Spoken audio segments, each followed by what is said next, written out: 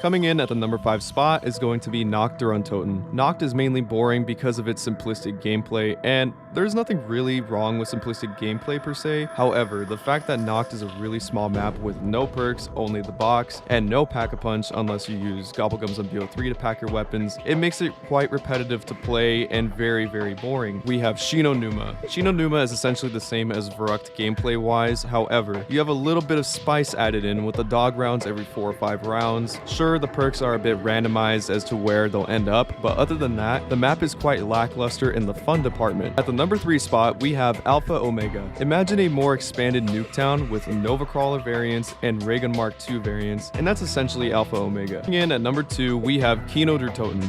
It is essentially Der Riese, but with annoying ass Nova Crawlers that no one asked for. You could say, well, doesn't that make the map more fun and entertaining? No, it doesn't. Coming in at the number 1 spot, we have Farm. Farm is by far the most boring zombies map of all time. The second I spawned in this map, especially solo, I question why I even decided to play this map when there are other better maps out there that are far more entertaining. Farm literally only has one door, and that's to the house. Sure, it's nice that the perks are already on when you spawn in, but then what else are you going to do on this map? It only has the box and perks, so there's no pack-a-punch and no real way of getting to high rounds due to the lack of wonder weapons. This map is even boring with friends. The only part of this map that does not make it super boring is Grief, but at the same time, there are other Grief maps that are by far better and more enjoyable to play on than basic ass Farm.